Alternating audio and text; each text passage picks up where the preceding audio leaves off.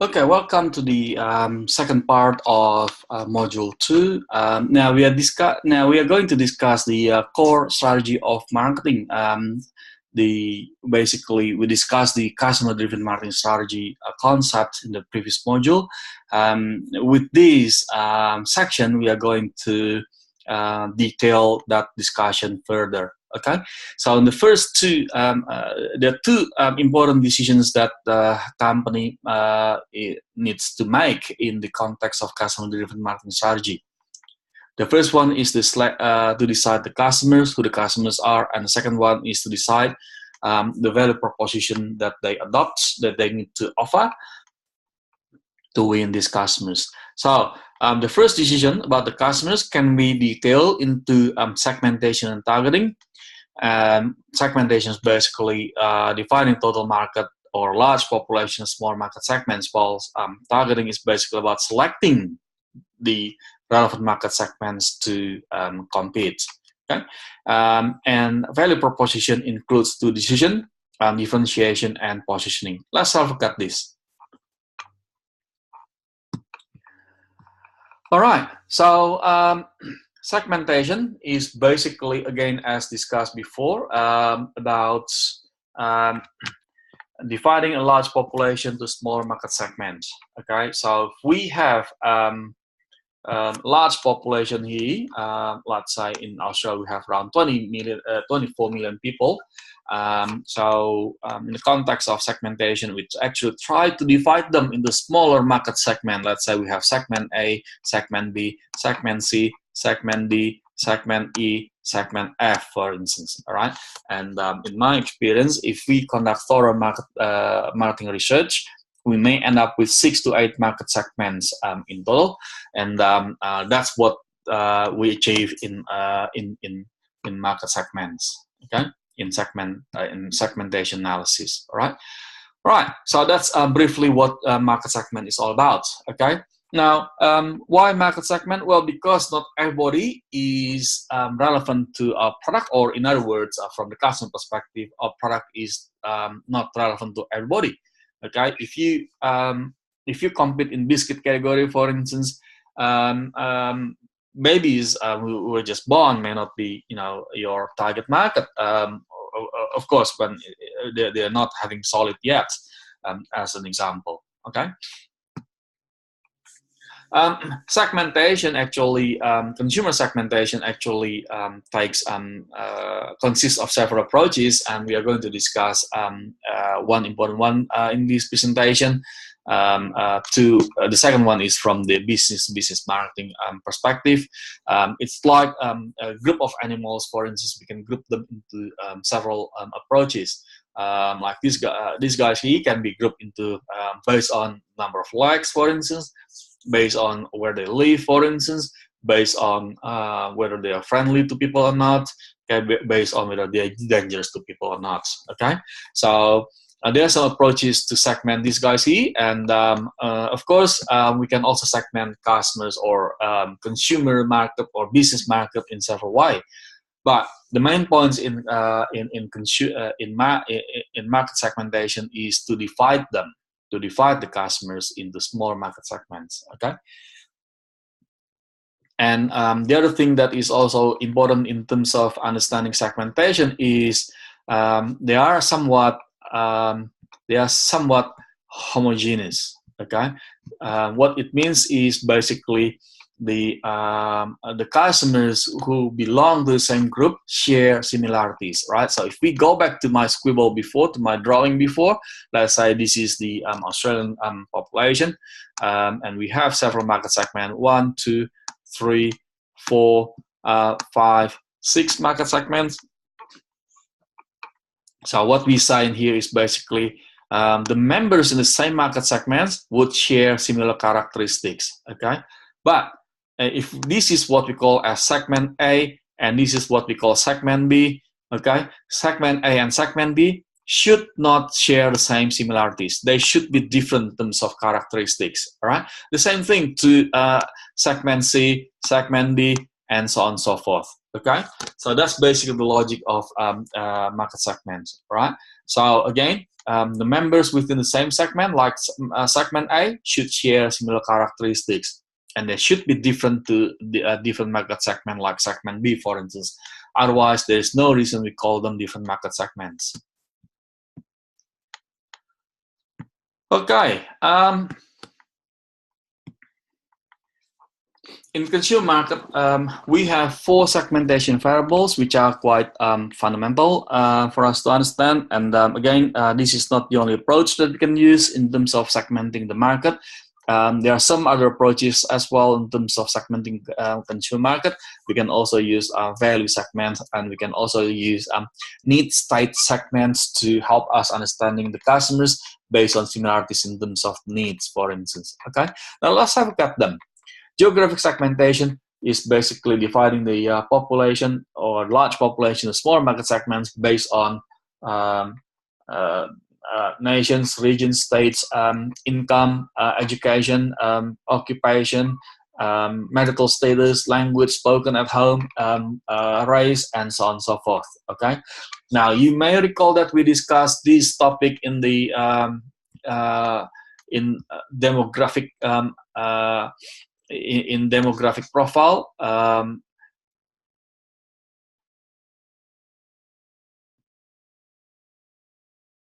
In demographic profile, and again, please make sure that you can differentiate between demographic segmentation variable and also demographic market environmental analysis. Okay, in the context of demographic segmentation variable, again, we talk about age, gender, family size, okay, family cycle, income, occupation, education, and so on and so forth, right?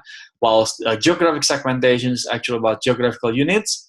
That talks about the nations, regions, states, counties, neighborhoods, cities. So when you say that your target market lives in the rural area or suburban or key cities, that means you talk about you describe your target market from geographic perspective. Okay, and the psychographic is another one. Psychographic is actually segmenting the market or dividing the market based on their lifestyle or personality of the target group, and also the social class. Okay, some customers may have outdoor lifestyle, for instance. That's an example of describing psychographic segmentation. And behavioral segmentation is another way. We segment the customers based on their knowledge, attitudes, uses, or responses to a product. Okay, so here you could segment them based on whether they're users of your product or they're non-users of your product, whether they're heavy users or light users, or really novice in terms of using our product. Okay, or whether they use our product on certain occasions, such as breakfast cereal, for instance. Okay. Right, so there are some examples, guys, in terms of behavioral segmentation. And again, there are 4 segmentation variables that we need to use in terms of from consumer market perspective: geographic, demographic, psychographic, and behavioral.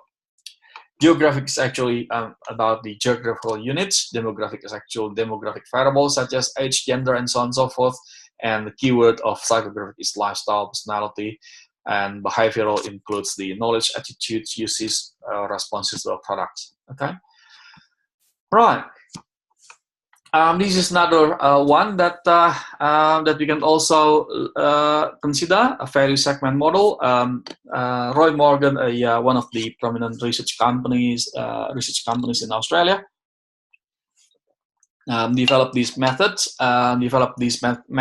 to understand the market segments based on the value that they adopt. Okay, I'll leave it to you to go through their websites, and there are 10 market segments basically that you can also find in their in the learning material. Okay, starting from basic needs, conventional, family, life, look at me, something better, visible achievements, and so on and so forth. Now, the interesting thing is that if you use this approach to segment your market, you can also link them back to your to the 4 segmentation variables. Okay, the geographic, demographic, psychographic, and behavioral. Okay, a little bit about the criteria of effective segmentation. Scholars suggest the acronym MASDA: measurable, accessible, substantial, differentiable, and actionable. Okay. Okay. Now, from B2B marketing perspective, we can segment the companies or target market. Our target market in B2B marketing actually includes companies or their companies who buy our product for their own processing or for resale purpose, for instance. Okay, and they include the variables that we need to consider includes the operating characteristics, okay, the purchasing approaches, whether they are centralized or decentralized, the situational factors, whether they are now in the process of launching a new product and this new product is quite strategic, or whether they are under competitive pressures, or whether they are in the growth stage, and so on and so forth. Okay, we can also look at it from the personal characteristics of the buyer or the decision maker, and also the marketers. I may also consider the other variables such as the geographic, okay, where they are located, and the company size. Now, there is a tendency that B2B customers or business-to-business customers are located in certain areas. In Australia, they are majorly in the eastern coast. And look at your own market. You can look at your home market. A lot of companies normally, are located in certain areas in the country. Okay. Right. So the outcome of the segmentation process is market segments. Okay, as we discussed before. Okay. So what's next?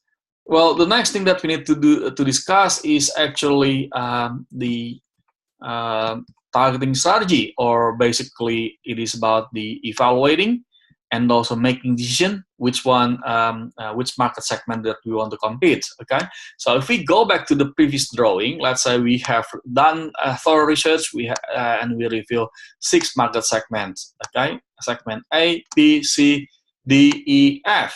Okay, and this is our segment A. This is our segment B, and so on and so forth. Right now, out of these 6 market segments, let's say I'm going to label it segment D for this one, and segment D for this one, and E, and the other one is segment F. Okay, that's the last one.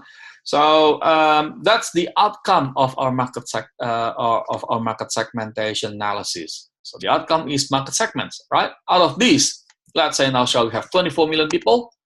Okay, we have segmented these markets, this population into 6 market segments, and we have excluded those who are not relevant to our product category, okay, to our industry. All right. The next step for us is to decide whether we want to compete in segment A, segment B, segment C, D, E, F, and so on and so forth. Right? How do we decide it? Well, there are a number of things that we also need to look at, and the next slides is basically about discussing how we are going to discuss them. Okay, let's have a look at them.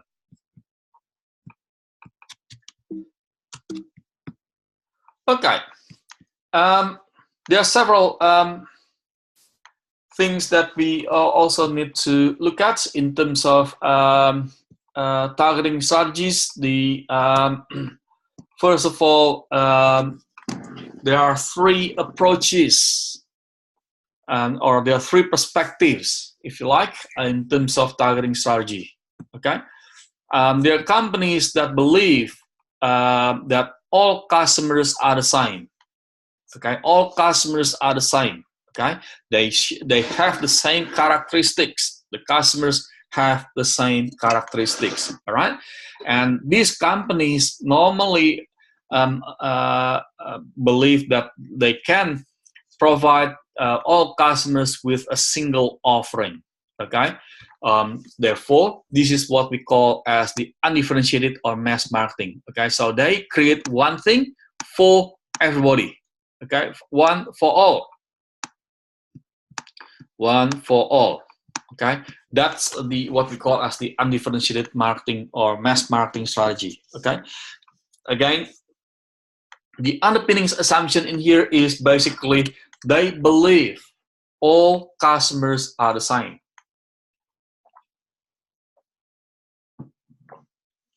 Okay, all customers are the same.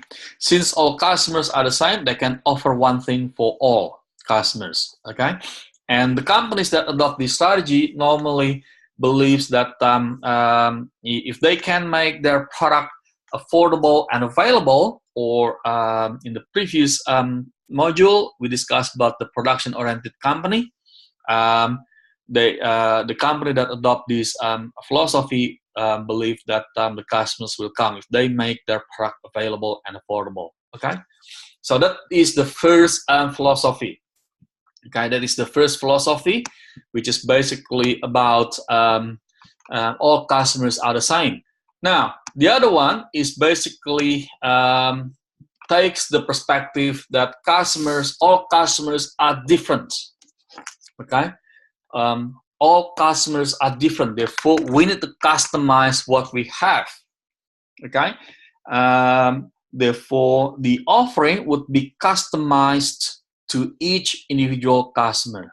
Okay, so companies that adopt this strategy would normally say that we call them as adopting micro marketing or local or individual marketing strategy. Okay, if you look at small businesses, they have the flexibility to do that, and in fact, it is embedded in their capabilities. Okay, so for instance, if you look at hairdresser, for instance, they customize to the customer's need.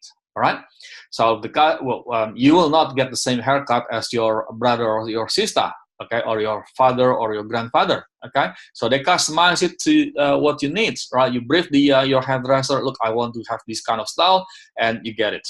Okay, well, hopefully you get it. Okay, now the other thing is in between. So that's the second philosophy. Okay. And in saying that, aside from a small business, business to business companies may also adopt this micro marketing because they may customize the offering to each customer. Okay. Now, in between, we have the third principle in terms of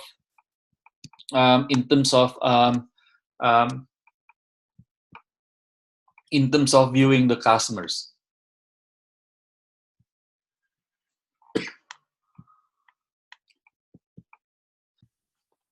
Right, so we have the third approach in terms of viewing the customers, right, which is basically in between.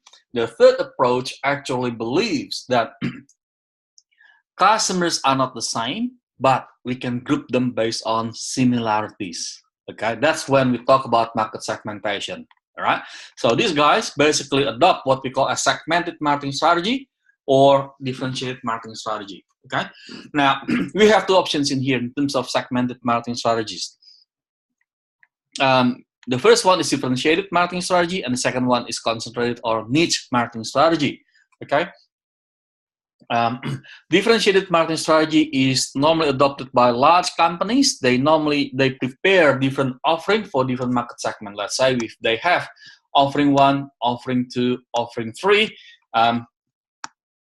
And each offering is basically intended for different market segment. Let's say we have 3 market segments for argument's sake, or 4 market segment. We have another one here. Okay, so offering 1 is actually intended for segment A. Offering 2 is intended for segment B, and offering 3 is intended for segment C. Okay, so that's differentiated marketing strategy. Okay, so remember, large companies can do this because each offering means resources. Okay, you may hire a different marketing management team, for instance. That means resources from the company. Okay, now concentrated or niche marketing strategy basically capitalize all offering, right, all the company's efforts to a single market segment that is normally overlooked by the large companies. Let's say this is the offering. Okay, they intend to just focus on satisfying the need of segment D. Okay, the need of market segment D. All right, so that's basically the concentrated marketing strategy. Okay. Right, so guys, there are the 4 approaches in terms of targeting strategy, and this diagram hopefully gives you an illustration in terms of undifferentiated, differentiated, niche, and also micro marketing. Okay. A little bit of list in here in terms of choosing targeting strategy. For instance, the company also need to look at the resources that they have, product viability, the competitor strategy, and so on and so forth. Okay. Right. The next thing that now we have discussed selecting the customers. Okay. The next thing that we need to discuss is the second element of the customer-driven marketing strategy that revolves around the value proposition. Okay, value proposition, if you is basically the overall positioning strategy. Okay, and there are we can also look at them from the price and benefit perspective. Okay, in other words, it is the ratio between price that the customer spend to acquire the benefits. All right. So based on this diagram, we have 9 options, but the ones in here, the ones in the middle, are basically the losers. Right. It's hard to win the customers if we offer the same benefit with higher price, for instance, right? And of course, it will be harder to win the customers with less benefits than the competitors with more price. Okay, the others in the more for more, more for the same, more for less, the same for less, less for much less, basically gives us the opportunities to win the competition, to win the customers. Okay, right. The next thing that I'd like to discuss is basically the differentiation, and also the positioning. Right. This is what I mean by positioning, which is basically the way the product is defined by consumers based on its important attributes. Right. So you can think any product category such as mobile phone, for instance, laptop, or or cars, for instance, and so on and so forth. Think about think about the important attributes for you, and think about how its brand in the market meets that these attributes. Okay, just gave a couple of examples, and this is what I mean by differentiation. And there are 5 variables of differentiation that include product differentiation, services differentiation, channel, people, and image. There are a number of differentiation variables. All right, and some people also add with price differentiation that creates the EDLP, for instance. Okay? Right, now positioning. The first thing that we need to do is to create a positioning map. In real life, we may have a more variables to map our brands and also the competitors' brands. All right, but the positioning map is basically the visualization of the brands in the consumer's mind. All right, in real life, we may have more than 2 variables. Here we have 2 variables only. We may have metrics like this, for instance, to describe where our brand sits, right? Or in multi-variable research, we may also use we use multi-variables to map our brand, where our brand sits. Okay, let's say if we use multi-variables, we have our brand sitting in here, the other brand sitting in the other areas, and so on and so forth. And this is basically close to a certain variable, let's say variable 1, and this is close to variable 2, this is close to variable 3, and 4, and so on and so forth, right? So that's to give you an illustration. Now, the importance of the positioning map is actually telling marketers where we need to position our brand uniquely in the consumer's mind. Remember, in terms of positioning, it is actually the battle in the consumer's mindsets, okay? Winning a unique spot in the consumer's mind, okay? All right, so that's basically a bit of positioning. And now the other thing I'd like to highlight in terms of positioning is the positioning statement, which is quite critical for us to develop. The positioning map is actually the visual representation of our positioning strategy, and and it has to be communicated to the customers or to the stakeholders, right? Therefore, we create the positioning statement. How do we develop positioning statement? This is the formula for us to develop the positioning statement. to what target market with what need. Our brand is what concept. This is our premise. That concept is actually our premise with what point of difference. Okay. Now, positioning that we claim is not actually an empty premise because we need to be able to support it. Otherwise, it won't fly. Okay. So we need to make sure that all variables in the in marketing mix should support our positioning statement. The positioning is actually the premise that sits in the consumer's mind, right? And it will be summarized by our customers in the context of certain word associated to our brand, okay? And that has to be supported by our product, price, place, and promotion, all right? And this is a bit of assessment of our positioning. We can look at it from product, price, promotion, whether we may come up with more than one options in terms of positioning strategy of our brand. Then we can assess them based on whether it is easy, moderate, or hard for each product, price, place, promotion. Okay, and or we can also assess it based on the market size. We can assess the two options of positioning strategy based on market size, market growth rate, profitability, and so on and so forth. All right. So that's basically our topic tonight. And if you have any questions, please do not hesitate to send me an email. And this is my email address. All right. Have a good one.